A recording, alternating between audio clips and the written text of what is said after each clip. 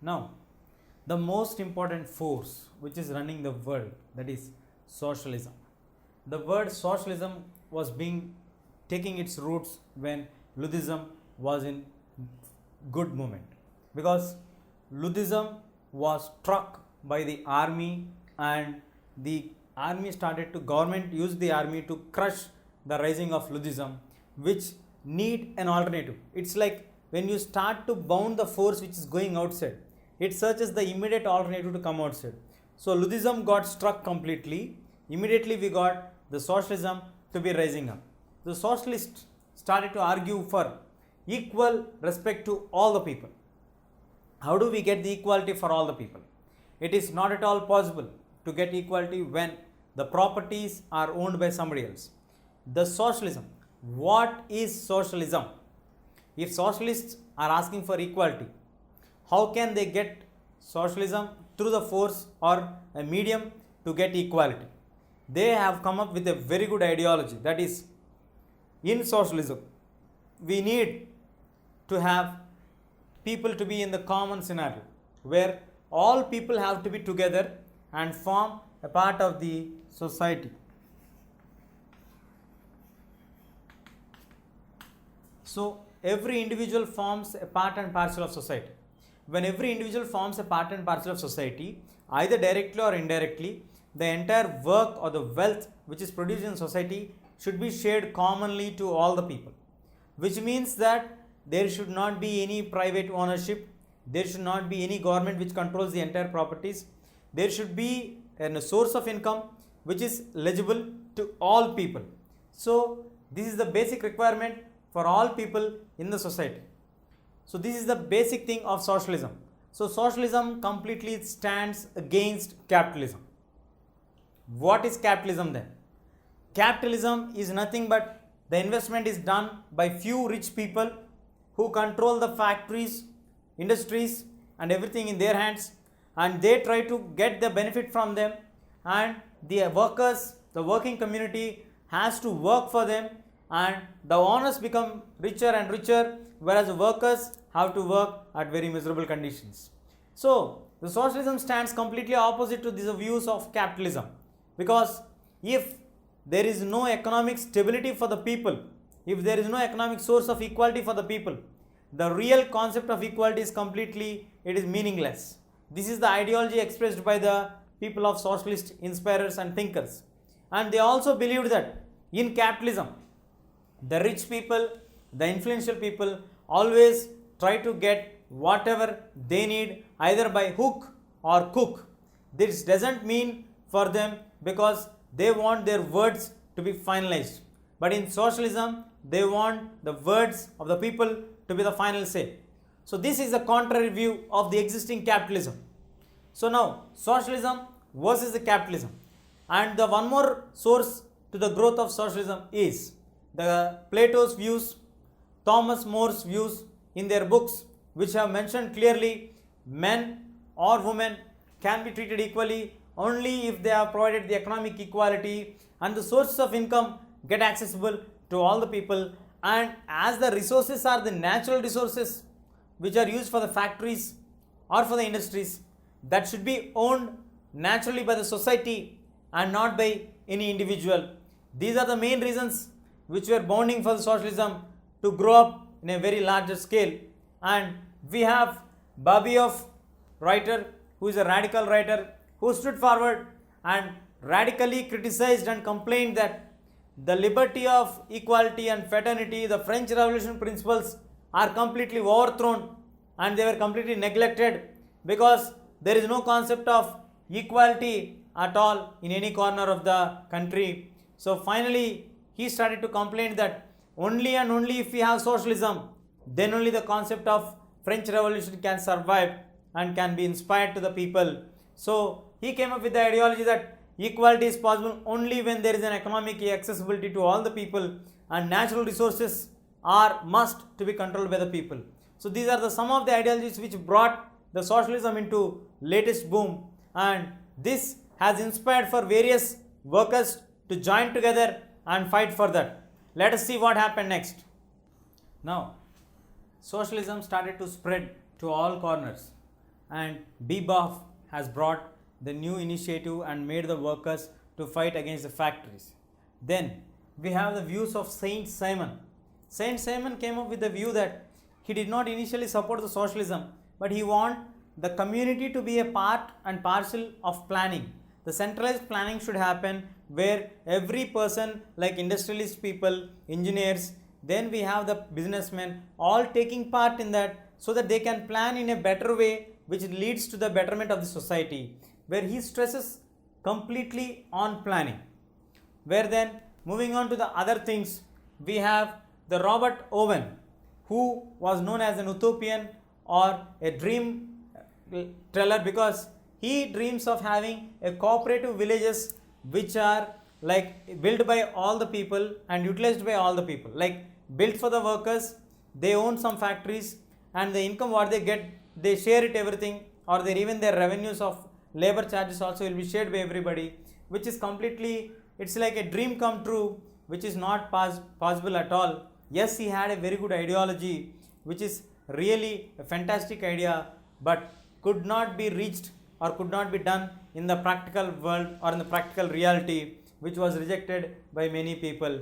Then we have the person entering and dominating the character of socialism and made it large, conducted the world international meets of socialism of the worker communities or the workers. He is none other than Karl Marx.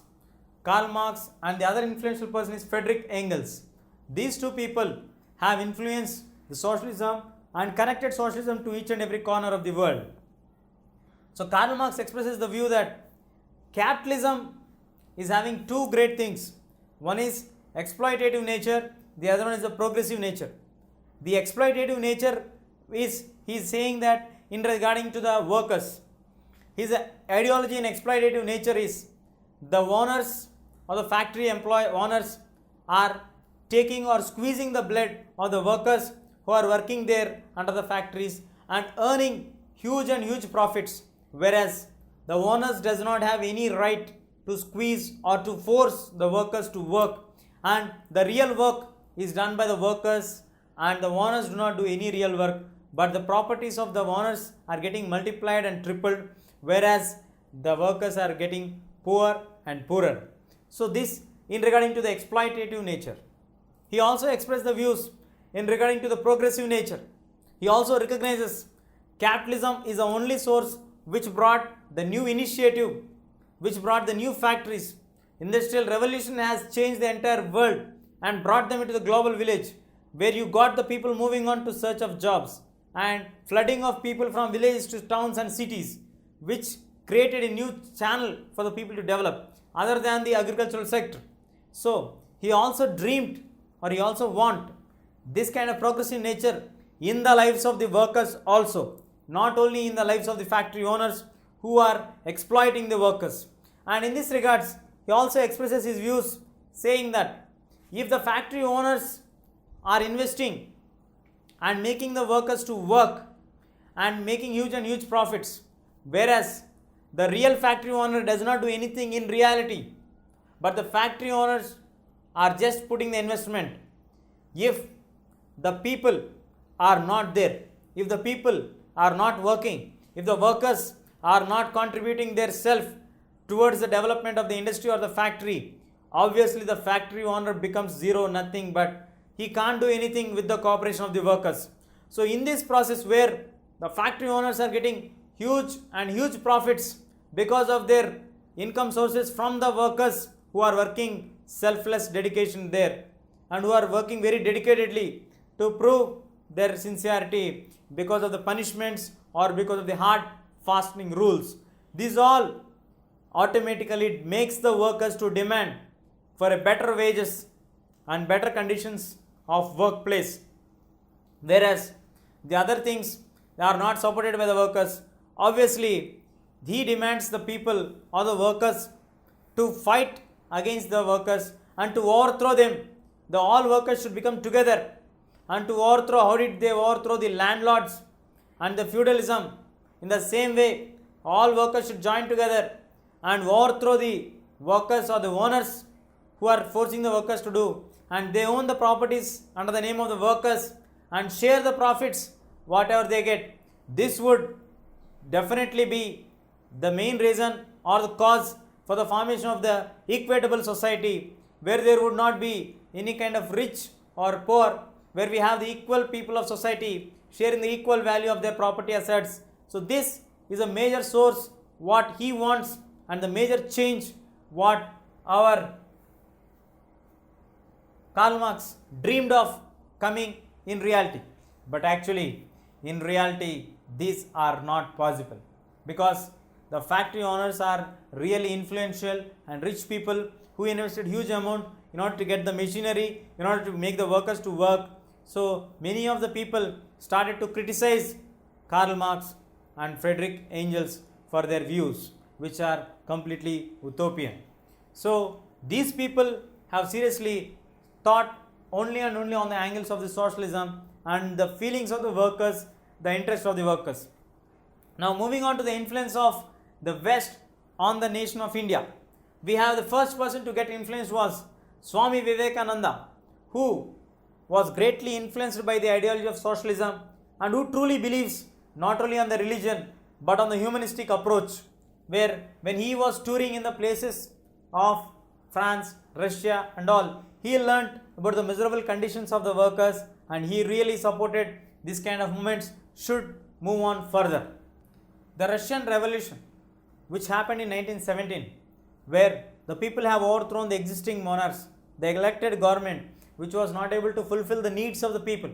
Then Lenin takes over the power and declares all the private assets to be the public assets, and all the factories are owned by the government and for equally accessible to all the workers.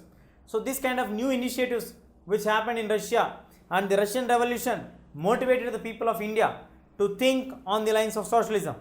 We have very crucial people thinking on this. The people who got this ideology struck into their brains were Mr. M.N. Roy, Bhagat Singh and Jawaharlal Nehru, who were greatly influenced by the ideology of socialism and planned to bring this kind of changes in India.